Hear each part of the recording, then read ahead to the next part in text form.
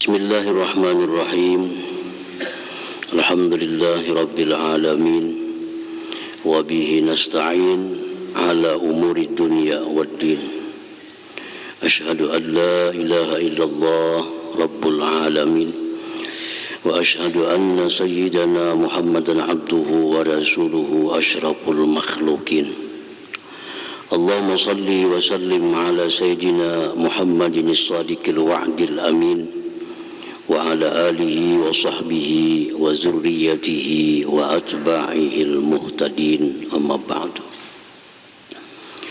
Al-mukarramun wal muhtaramun yang kita hormati dan kita muliakan, para habaib dan para alim ulama, para tokoh agama, para muhibbin, hadirin hadirat yang dimuliakan Allah Subhanahu wa ta'ala. Pertama dan utama, kita bersyukur kehadirat Allah Subhanahu wa ta'ala, bahwa kita diberikan taufik dan hidayah serta inayah sehingga bisa berkumpul, bertemu kembali di Masjid Bustanul Muhibbin yang penuh berkah dan rahmat ini. Amin, amin. Salawat dan salam atas junjungan kita Nabi besar Muhammad sallallahu alaihi wasallam dan seluruh keluarga, para sahabat, zurriyat dan pengikut beliau ila yaumil qiyamah. Para muhibbin rahimakumullah, telah kita bahas nama Allah yang ke-54 dan ke-55, Al-Qawi Al-Matin. Al-Qawi sahibul qudratit tammah al-balighatil kamal, artinya yang mempunyai kekuasaan yang sempurna. Dalam bahasa kita disebut maha kuat. Maha kuat artinya punya kekuatan, punya kekuasaan yang sempurna. Sedangkan Al-Matin syadidul quwwah wal qudrah, sangat kuasa, sangat kuat. Fala yu'jizuhu syai'un wa la ya'tarihi dha'afun bi dzatihi wa sifatihi wa af'alihi wa la yu'athiru bihi syai'un bal huwal mu'athiru fi kulli syai' wa la yaglibu syai'un bal huwal ghalibu ala kulli syai' ma sya'akan wa ma lam yasha' lam yakun. Maha kuat dan sangat kuat sehingga tidak bisa melemahkan akan Allah itu oleh sesuatu, dan tidak mendatang kepada Allah kelemahan baik zatnya, sifatnya, perbuatannya. Sampai kapanpun tidak akan datang kepada Allah itu yang namanya lemah, tidak mampu, sampai kapanpun. Dan tidak memberi bekas pada Allah oleh sesuatu. Allah kada bisa dipengaruhi, Allah kada bisa digertak, Allah kada bisa ditekan. Bal huwal mu'athir fi kulli syai', bahkan dia yang memberi bekas pada tiap-tiap sesuatu, dia yang mempengaruhi tiap-tiap sesuatu, dan tidak bisa mengalahkan oleh Allah oleh sesuatu, bahkan dialah yang mengalahkan sesuatu. Yang dia kehendaki pasti terjadi, yang dia tidak menghendaki tidak akan terjadi. Itu sudah kita bahas pada setengah bulan yang lalu. Artinya Allah Subhanahu wa ta'ala maha kuat dan bersangatan kuat. Nah, itu sudah kita imani, kita percaya yang demikian itu bagi Allah Subhanahu wa ta'ala. Al-mu'min bismillahil qawi orang yang beriman dengan nama Allah Al-Qawi, bagaimana sikapnya, bagaimana akhlaknya. Kalau sudah beriman bahwa Allah itu maha kuat, kalau sudah percaya Allah itu maha kuat, akan menimbulkan akhlak kepada diri kita. Apa yang ditimbulkan oleh iman kepada nama Allah Al-Qawi yang maha kuat itu? Ayyakuna abdan qawiyya. Orang yang beriman kepada nama Allah Al-Qawi yang maha kuat, maka dia menjadi orang yang kuat. Dia menjadi orang yang kuat. Lianna Allah Ta'ala yuhibbu abdahul qawi, karena Allah mencintai hambanya yang kuat itu. Allah mencintai hambanya yang kuat.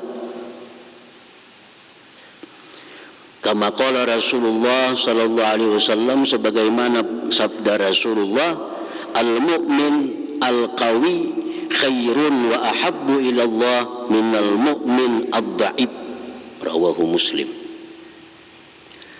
Ujar Nabi kita, orang beriman yang kuat, orang beriman yang kuat lebih baik, lebih disukai Allah daripada orang beriman yang lemah. Bagaimana kita supaya kuat? Kita mesti percaya dulu bahwa Allah itu maha kuat. Nah, para muhibbin rahimakumullah, kuat apanya? Allah suka kepada kita kuat, bukan kuat makan, bukan kuat mengangkat barang, bukan kuat begadang malam. Yang dicintai Allah itu orang beriman yang kuat. Apa yang kuat? Nah, para ulama mengatakan Allah mencintai hambanya yang kuat itu, pertama, qawiyun bil iman, kuat imannya. Imannya kuat. Imannya kada mudah tergoda. Imannya kada akan mudah goyah karena ada ancaman atau godaan. Kada bisa goyang imannya, kuat. Nah, itu maksudnya. Yang pertama adalah mukmin yang disukai Allah, mukmin yang kuat iman.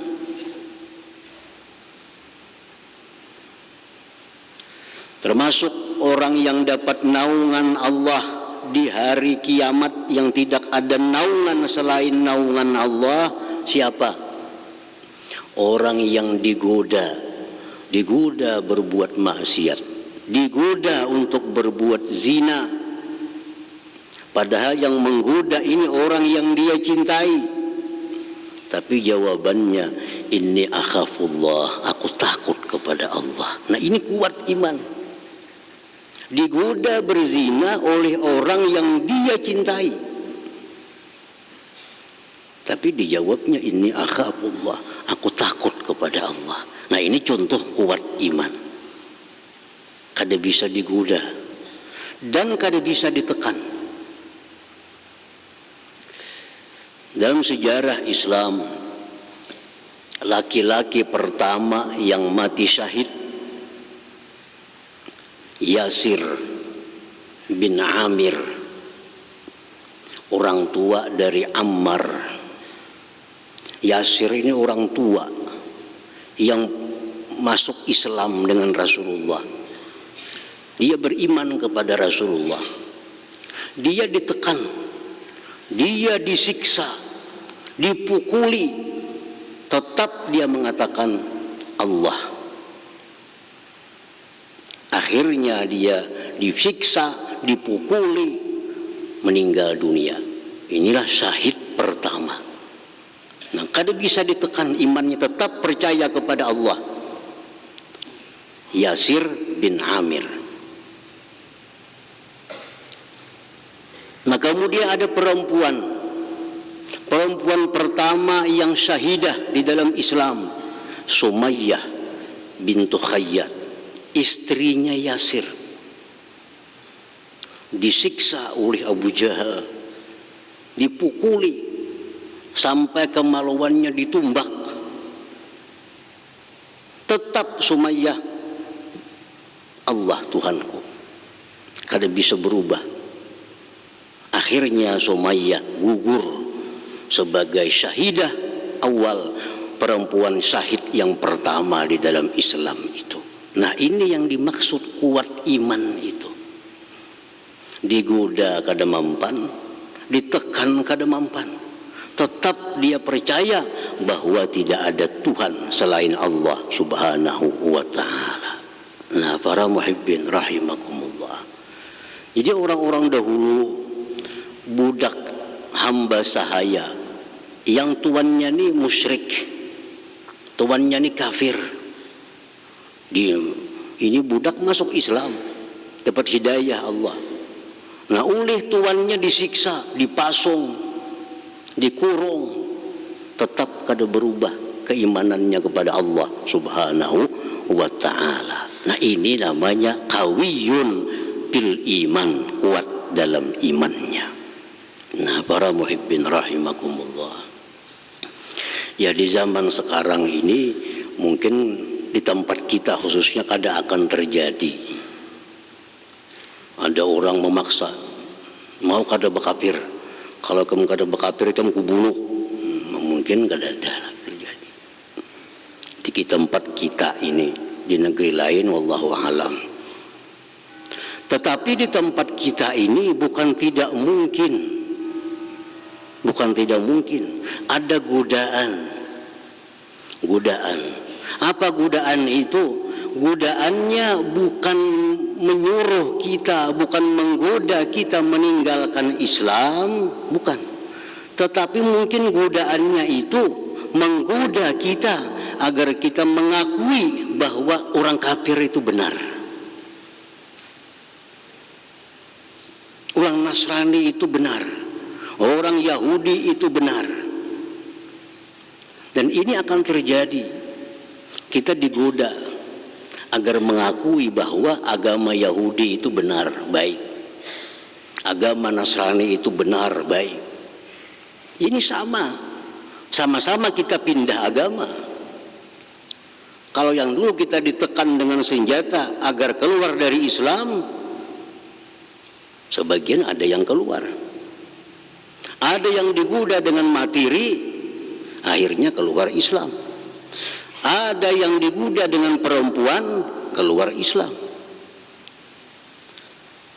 Nah, tetapi yang lebih halus dari itu, godaan ini bukan menyuruh kita meninggalkan Islam. Godaan ini bukan merayu kita keluar Islam. Tetapi godaan ini datang agar kita mengakui bahwa Nasrani itu agama yang benar, Yahudi agama yang benar, Islam agama yang, semua agama benar. Nah, membenarkan orang yang bukan Islam itu berarti kita bukan Islam lagi, sama aja artinya. Nah, para muhibbin rahimakumullah. Jadi hati-hati. Iman kita hilang bukan kita sengaja keluar Islam, tetapi iman kita hilang, kita menganggap bahwa yang bukan Islam itu baik, sama seperti Islam. Kita pun dengan otomatis keluar dari agama Islam ini. Dalam kaidah yang umum dalam agama Islam ada satu kaidah, ar-ridha bil kufri kufrun. Kita setuju dengan kekafiran, itu adalah kafir. Kita setuju dengan kekafiran, kita jadi kafir. Nah, jadi hati-hati kita datang godaan-godaan bahwa agama itu semuanya adalah benar, sama-sama baik. Bagi kita umat Islam, kita hanya mengakui agama Islam yang benar. Karena inna dina indallah Islam, agama di sisi Allah hanyalah Islam. Nah, para muhibbin rahimakumullah, kita tidak setuju. Nah, kita wajib tidak riba selain Islam itu agama.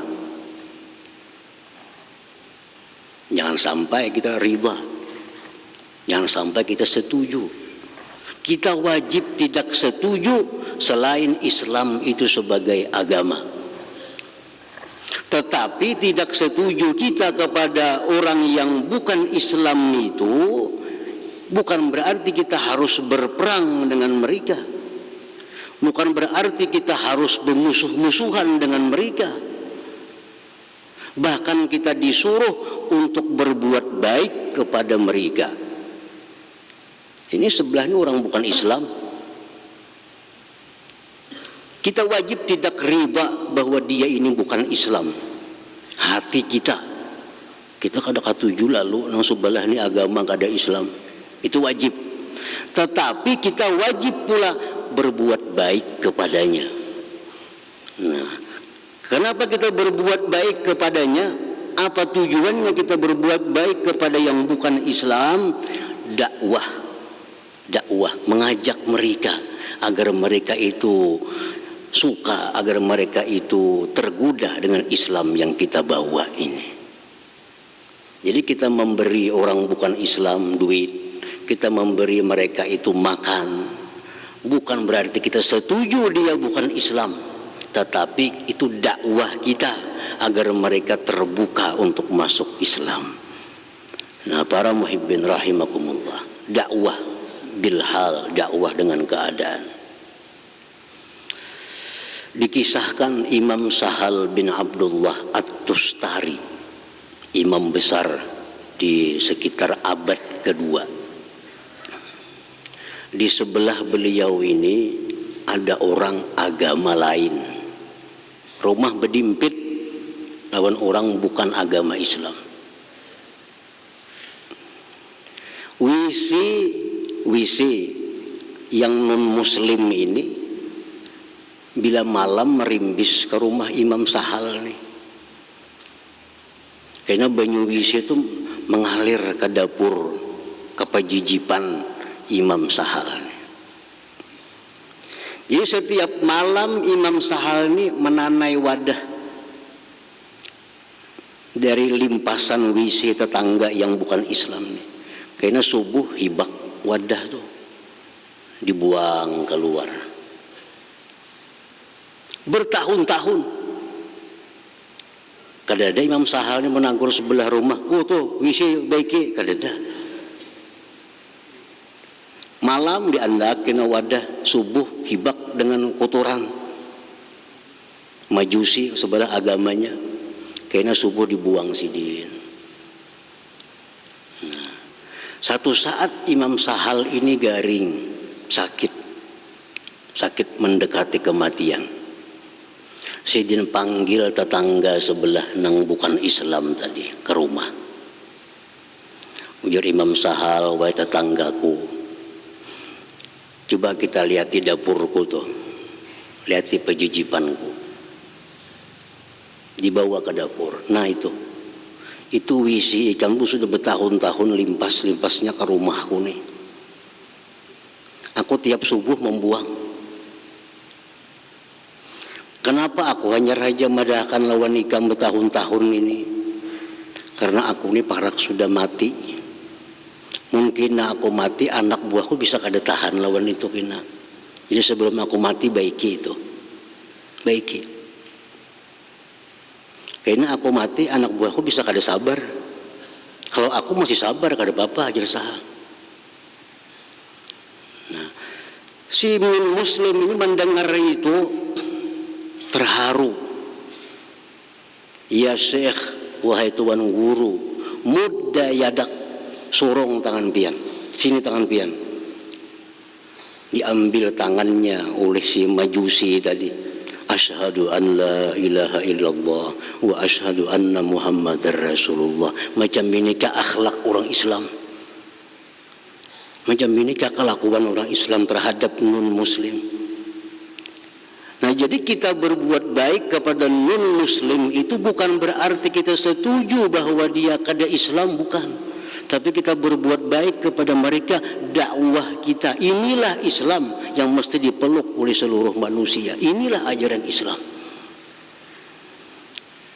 Nah, jadi kita kuat iman, kada akan bisa berubah iman kita ditekan, digoda untuk mengatakan bahwa semua agama itu benar. Kita kada akan berubah. Tetap yang benar itu di sisi kita hanya Islam. Selain Islam kada benar, dan kita tidak ridha dengan agama selain Islam. Itu hati kita, hati. Tetapi pada anggota zahir kita tetap kita bersikap baik kepada mereka, sayang menyayangi, hormat menghormati, dalam rangka dakwah mengajak mereka ke jalan Allah Subhanahu wa taala. Nah, para muhibbin rahimakumullah, itu dimaksud kawiyun bil iman, kuat dalam iman. Kada mudah tergoda. Apalagi dengan 100.000, 200.000 tergoda. Itu kemana iman harganya 200.000? Nah, ini mesti kuat iman ini. Para ulama menjelaskan kaifa taqwiyatul iman. Kayak apa iman kita supaya kuat, supaya kada mempan digoda, kada mempan ditekan. Kayak apa cara memperkuat iman? Ujar para ulama mengatakan, memperkuat iman ini satu, pahmu asma'illah al-husna, mempaham asma'ul husna. Nah, pahami asma'ul husna ini mulai Allah, Ar-Rahman, Ar-Rahim. Nah, pahami satu persatu, maka iman kita kepada Allah akan kuat jadinya. Satu itu, pahami bujur-bujur asma'ul husna. Yang kedua, tadabbur ayatil Qur'anil Karim, merenungi ayat-ayat Al-Qur'an. Bukan hanya dibaca, tapi direnungi ayat Qur'an itu, maknanya satu persatu akan menambah kuat iman kita. Yang ketiga, al-iksar minaz zikri wad du'a, perbanyak zikir. La ilaha illallah, la ilaha illallah, banyak-banyak itu akan mengukuhkan iman di dalam hati. Banyak-banyak berdoa kepada Allah, Allahumma qawwi imani, ya Allah kuatkan imanku, menambah kuatnya iman. Nah, yang keempat, at-tafakkur fi ajaibi khalqillah, tafakkur tentang keajaiban ciptaan Allah Subhanahu wa taala. 4 hal itu kita lakukan, maka iman kita akan semakin kuat. Nah, semakin kuat. Kalau sudah iman kita kuat, godaan macam apa aja untuk menggoda kita, iman kita kada goyang lagi. Nah, pahami asmaul husna, renungi ayat Quran, walau Yasin nanti renungi makna-maknanya. Banyak zikir, doa, tafakkur tentang alam semesta ini. Nah, itu hasilnya akan memperkuat iman kita. Nah, para muhibbin rahimakumullah, yang kedua yang dimaksud mukmin yang kuat lebih disukai Allah dari mukmin yang lemah. Pertama, kuat iman. Yang kedua, qawiyun bil ibadah, kuat beribadah. Kuat beribadah. Banyak orang yang kuat lari, tahan lari 10 km, kuat mengangkat barang, kuat main tinju, tapi sembahyang 20 rakaat kada kuatnya. Kada kuat sembahyang 20 rakaat. Membaca Quran itu sajus kada kuatnya. Ada orang minta amalan guru supaya rezeki murah. Yang guru ada amalan yang bagus. Baca ya Razak, ya Razak. Berapa guru? 10.000. Mak ada tahan guru 10.000. Kenapa kada kuat membaca 10.000? Nah, ini ngarannya, namanya lemah ibadah.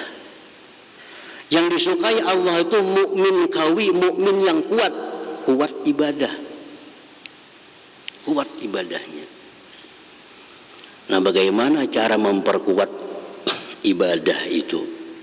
Yang pertama, tarkuz dzunub wa taubah minha, meninggalkan dosa dan tobat dari dosa. Ini yang maulah kita lemah ibadah itu. Kebanyakan dosa.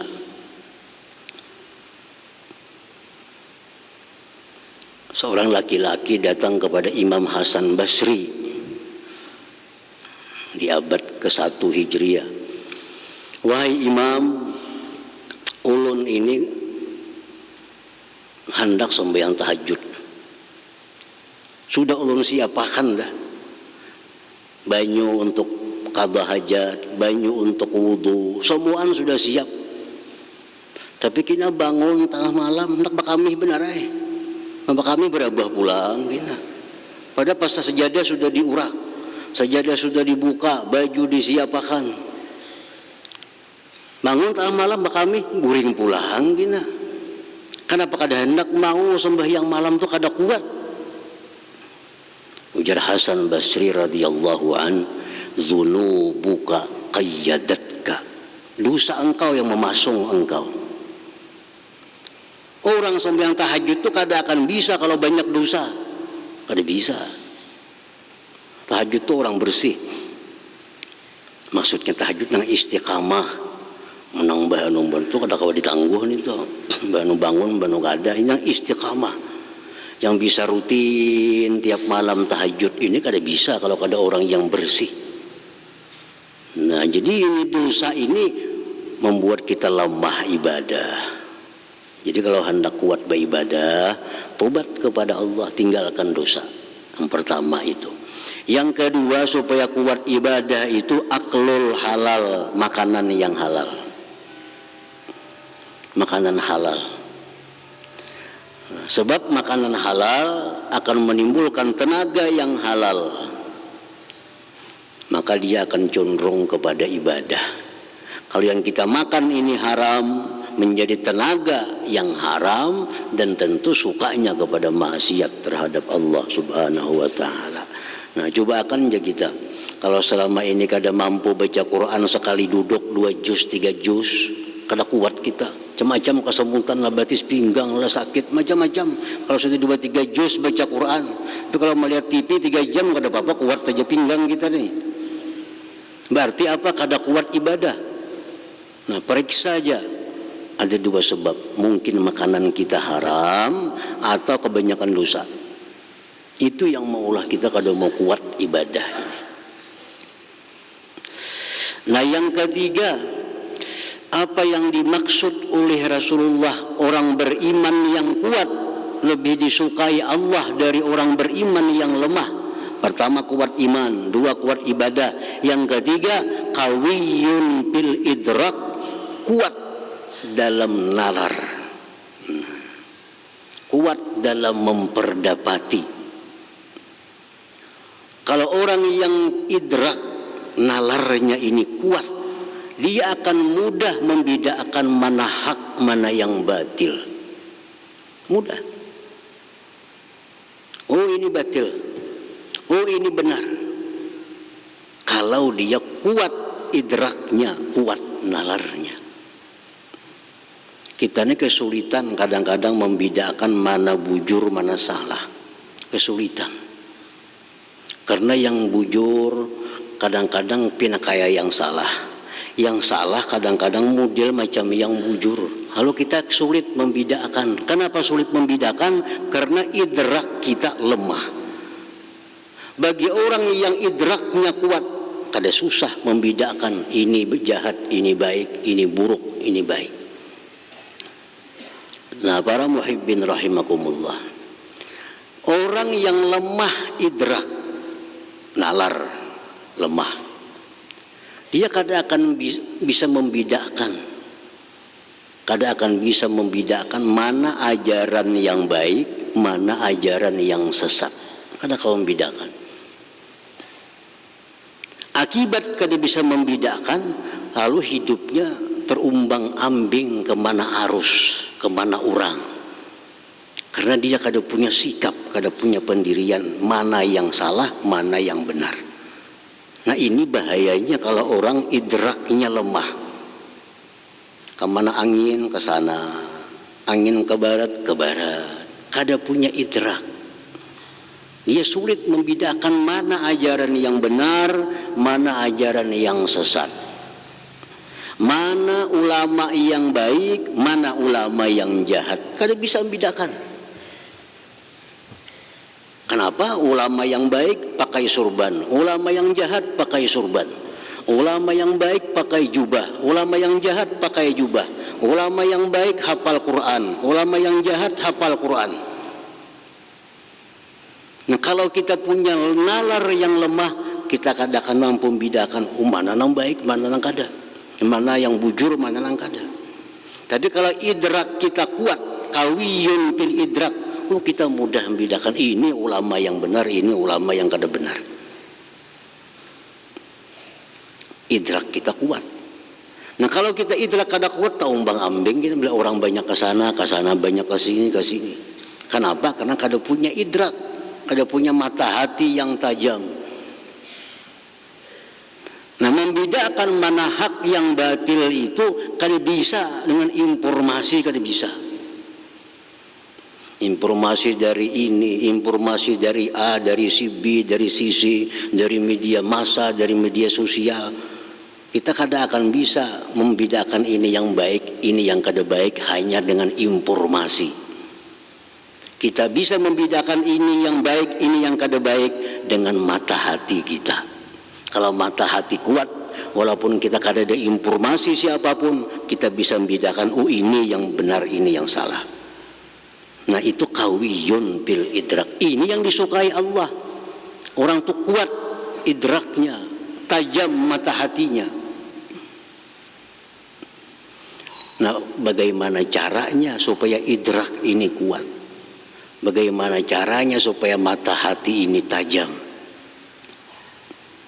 Para ulama menjelaskan untuk menajamkan mata hati itu adalah takhliyatul qalbi anis sifatil mazmumat wa tahliyatuhu bis sifatil mahmudah. Itu caranya. Membersihkan hati dari segala sifat tercela, sombong, dengki, dendam. Bersih hati dari itu dan diperhiasi dengan sifat yang terpuji.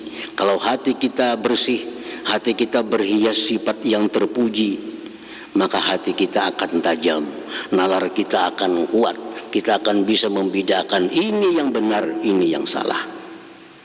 Nah, kawiyun bil idrak itu. Nah, para muhibbin rahimakumullah, kita banyak bisi partai. Berapa partai? 20 ke partai kita nih yang dipilih. Semuaan baik, membangun Indonesia, membangun ini, membangun. Semua partai itu programnya bagus. Cuma kalau kita punya idrak yang kuat, mata hati yang kuat, kita akan tahu partai mana yang benar-benar memperjuangkan umat Islam itu. Kita tahu. Kalau bisa dibunguli, mata hati kita akan menunjukkan inilah partai yang memperjuangkan Islam dan umatnya. Ini pandirnya yang lain nih. Nah, programnya sama, orangnya baik-baik, semua orangnya penampilannya bagus, meyakinkan. Tapi kalau kita punya mata hati yang bagus, kada kau didustai, kami pandirnya aja nang bujur ini. Nah, kalau kita kada punya mata hati yang tajam, kada punya idrak yang kuat, kena tak bawa arus. Orang banyak ke situ, umpat ke situ. Orang banyak ke sini, umpat ke sini. Orang ke neraka, umpat juga ke neraka. Nah, kenapa idrak kita ini yang perlu diperkuat? Nah, jadi mukmin yang kuat lebih disukai Allah dari mukmin yang lemah. Kuatkan iman, kuatkan ibadah, kuatkan idrak itu. Nah, jangan sampai terbawa arus. Kalau kita baca media massa, mendengar televisi, kita akan terumbang ambing dengan keadaan. Semua baik, semua bujur kelihatannya. Tapi kalau kita punya idrak yang kuat, tahu ini yang mesti yang kita pilih, ini yang mesti kita tinggalkan. Kada perlu digoda, kada perlu ditekan. Kita ada punya mata hati sendiri yang kada mudah dipengaruhi oleh siapa juga pun. Nah, itu kawiyun bil idrak namanya. Ini orang yang disukai Allah Subhanahu wa taala. Jadi buah dari iman kepada nama Allah Al-Qawi, Maha Kuat, buah imannya kita akan jadi mukmin yang kuat iman, kuat ibadah, dan kuat idrak, kuat mata hati tadi. Nah, kemudian nama Allah yang ke-56 Al-Wali. Al-Wali. Hadratin Nabi sallallahu alaihi wasallam. Al-Fatihah. Ar-Rahmanir Rahim Maliki Yaumiddin Iyyaka na'budu wa iyyaka nasta'in ihdinas siratal mustaqim siratal ladzina an'amta 'alaihim ghairil maghdubi